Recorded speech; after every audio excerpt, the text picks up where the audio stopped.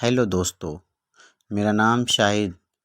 दोस्तों, मैं आपको कानून के बारे में प्रतिदिन नई नई जानकारियाँ देता रहता हूं दोस्तों, जिसमें से कुछ महत्वपूर्ण धाराओं के बारे में और कुछ कानून की जानकारियाँ दोस्तों, जो आज के युग में बहुत ज़्यादा ज़रूरी है दोस्तों, आईपीसी में एक धारा है आईपीसी 420। क्या है ये? आईपीसी की बहुत ही महत्वपूर्ण धाराओं में से एक है।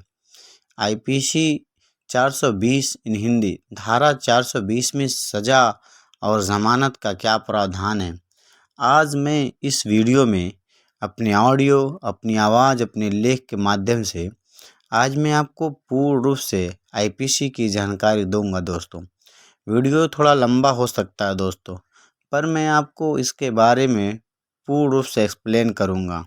तो चलिए दोस्तों, मैं आज आपको बताता हूं आईपीसी की महत्वपूर्ण धारा के बारे में। 420 आपको कहें कि सरल शब्दों में कहें कि किसी के साथ छल करना और बेईमानी से बहुमूल्य वस्तु संपत्ति में परिवर्तन करने या बनाने या नष्ट करने के लिए प्रेरित करना इस अपराध में शामिल है। इसके लिए सज़ा 7 वर्ष तक का कारावास ही नहीं, जुर्माना भी देना होगा। यहाँ अब आपको बता दें कि यह एक जमानती संज्ञेय अपराध है और इसका विचारण किसी भी न्यायाधीश द्वारा किया जा सकता है। ये दोस्तों, मैं आज आपको आईपीसी की धारा 420 के बारे में आज इसका फुल एक्सप्लेन कर रहा हूँ दोस्तों। चलिए दोस्तों, अब मैं आगे आपको बताता हूँ कि आईपीसी 420 क्या कहती है। दोस्तों, आईपीसी 420 में मैं आपको इसके बारे में आपको बताऊं कि 420 का प्रकार का आर्थिक या मानसिक दबाव बनाए इस तरह के हथकंडे अपनाकर संपत्ति या ख्याति को प्राप्त करता है। तब इस परिस्थिति में लाभ प्राप्त करने वाले व्यक्ति के विरुद्ध भारतीय दंड संहिता की धारा 420 में मुकदमा दर्ज किया जा सकता है। मैं दोस्तों आपको बताऊं कि 420 एक ऐसी धारा है भारतीय दंड संहिता की, जिसमें आपको ये एक संज्ञेय अपराध बताया गया है, जिसमें इसमें संज्ञेय अपराध में कम से कम 7 वर्ष का प्रावधान दिया गया है। ये गैर जमानती अपराध है दोस्तों 420 में जब कोई मुकदमा दर्ज किया जाता है, उसके आगे मैं आपको बताऊं दोस्तों कि 420 एक ऐसी धारा है जो आपको A to Z आज मैं आपको इस धारा में पूरी जानकारी दूंगा। अगर हम आईपीसी की धारा 420 को समझना चाहते हैं तो इसके लिए हमें सबसे पहले ये जानना होगा कि आखिर ये शब्द धोखाधड़ी क्या है। तो धोखाधड़ी को सबसे पहले हमको समझना होगा कि धोखाधड़ी शब्द का इंडियन पीनल कोड यानी आईपीसी की धारा 415 के तहत परिभाषित किया गया है।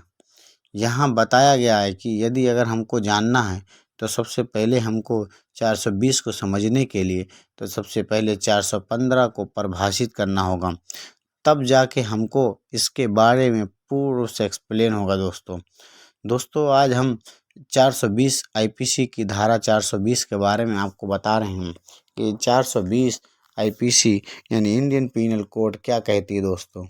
420 को परिभाषित करने के लिए 415 में इससे पहले हमको जाना होगा। तो चलिए दोस्तों, कोई अपराध भारतीय दंड संहिता की धारा 420 के तहत हुआ है तो यह निश्चित है कि उसमें भारतीय दंड संहिता की धारा 415 के तहत धोखाधड़ी के अपराध का तत्व जरूर ही मौजूद होगा। आईपीसी की धारा 415 में परिभाषित किया गया है कि जब भी कोई व्यक्ति किसी भी अन्य व्यक्ति को धोखा देकर, धोखे से या बेईमानी से कोई भी संपत्ति या वस्तु देता है या इस बात की सहमति देता है कि वह व्यक्ति उस संपत्ति को खरीद सकता है या धोखा देने के इरादे से इसमें दोस्तों बताया है। देखिए, आईपीसी की धारा 415 में परिभाषित किया गया है कि जब कोई भी जानबूझकर किसी अन्य व्यक्ति को कोई काम करने के लिए कहता है, यानी जानबूझ के अगर कहता है किसी व्यक्ति द्वारा किसी अन्य व्यक्ति को कोई कार्य करने के लिए प्रेरित करना या किसी व्यक्ति के साथ उसे धोखा देने के इरादे से किया गया कोई काम जिससे उस व्यक्ति के शरीर, मन, प्रतिष्ठा या संपत्ति को नुकसान पहुंचता है या किसी प्रकार के नुकसान होने का कारण या भविष्य में किसी प्रकार के नुकसान होने की संभावना होती है, धोखाधड़ी के नाम से जाना जाता है। आईपीसी की धारा 420 के आवश्यक तत्व एलिमेंट क्या होते हैं? धोखा यानी चीटिंग किसी भी मूल्यवान संपत्ति या किसी भी महत्वपूर्ण चीज को सील करने या उसके आकार प्रकार में बदलाव करने के लिए या उस संपत्ति को नष्ट करने के लिए बेईमानी की भावना से किसी अन्य व्यक्ति को प्रेरित करना। कोई धोखाधड़ी, चीटिंग या बेईमानी करने के लिए किसी व्यक्ति को आपराधिक मन स्थिति यानी आपराधिक मन स्थिति से अगर किसी से चीटिंग करना या किसी की प्रॉपर्टी को आपको बता दें, किसी भी बात का झूठा प्रतिनिधित्व करना भी आईपीसी यानी भारतीय दंड संहिता की धारा 420 के तहत धोखाधड़ी का अपराध करने के लिए आवश्यक अवयवों में से एक माना जाता है।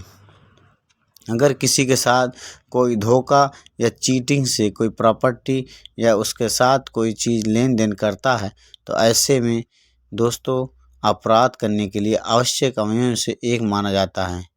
दोस्तों आज मैं आपको आईपीसी यानी इंडियन पीनल कोड 420 के बारे में इसका फुल एक्सप्लेन कर रहा हूँ। दोस्तों आईपीसी की एक महत्वपूर्ण धाराओं में से एक है आईपीसी 420। मैं आपको प्रतिदिन नई नई धाराएं, नई नई कानून की जानकारियां देता रहता हूं। दोस्तों न्यायालय में धोखाधड़ी के अपराध को सिद्ध करने के लिए केवल यह साबित करना ही आवश्यक नहीं होता कि एक व्यक्ति द्वारा किसी बात का गलत प्रतिनिधित्व किया गया था, अपितु यह साबित करना भी अत्यंत आवश्यक है कि यह गलत प्रतिनिधित्व अभियुक्त जानकारी में है कि नहीं। दोस्तों आईपीसी एक ऐसी धारा है जिसमें आपको जानकर ये मतलब खुशी होगी दोस्तों कि मैं आज आप इसके बारे में पूर्ण रूप से एक्सप्लेन कर रहा हूँ कि आईपीसी 420 क्या है। इतनी आईपीसी 420 के बारे में आपको इतनी जानकारी आज दे दूंगा कि आप भी जानकर दिक्कत में नहीं रहेंगे।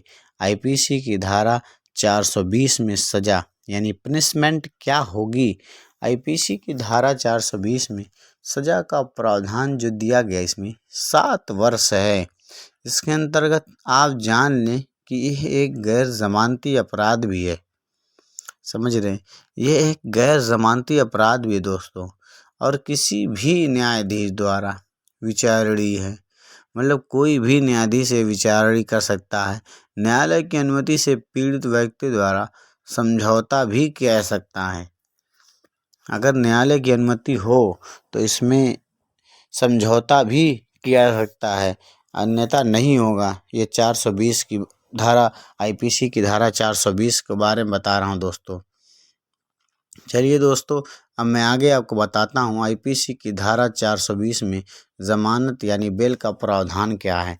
आप देखते हैं यहाँ आईपीसी की धारा 420 में जमानत के बारे में क्या प्रक्रिया है।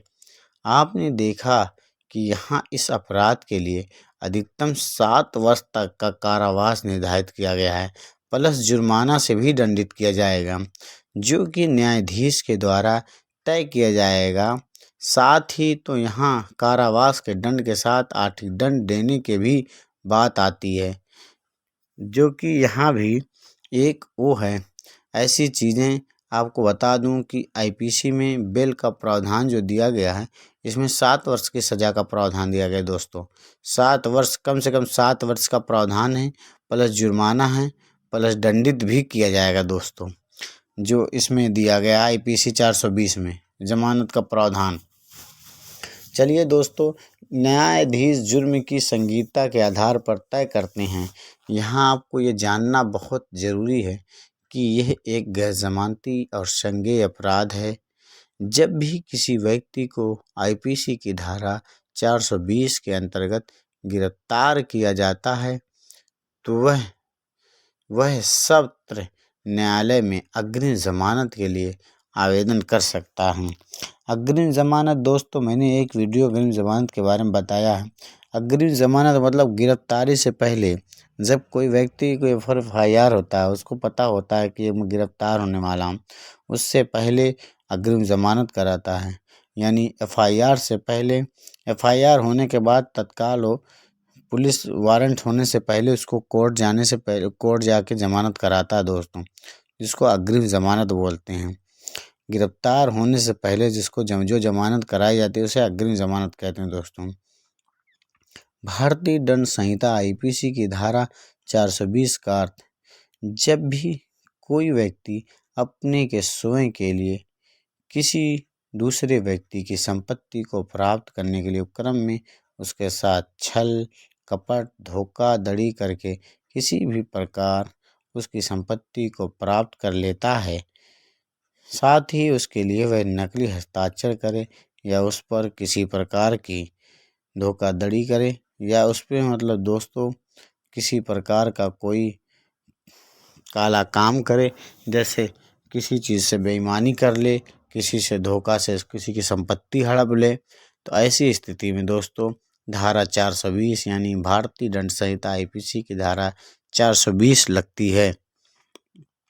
चलिए दोस्तों, आईपीसी की धारा 420 अब मैं आगे आपको बताता हूँ कि 420 धारा में क्या कहती है, कर सकता है। न्यायाधीश द्वारा स्वीकृति प्रदान करने के बाद ही अभियुक्त को जमानत प्रदान कर दी जाती है। आप ये जान लें कि अभी तक जमानत के लिए कोई निर्धारित प्रक्रिया नहीं है। आरोपों की गंभीरता पर निर्भर करती है। आपने यहाँ भारतीय दंड संहिता की धारा 420 के विषय में आपको संपूर्ण जानकारी हो गई होगी दोस्तों। आशा करता हूँ हमारी वीडियो आपको पसंद आई होगी दोस्तों। अगर हमारी वीडियो आपको पसंद आए दोस्तों तो लाइक करिए, शेयर करिए दोस्तों, चैनल को सब्सक्राइब करिए दोस्तों। आशा करता हूँ आपको हमारी वीडियो पसंद आई होगी दोस्तों। और आज की वीडियो बस इतना ही दोस्तों। थैंक यू दोस्तों।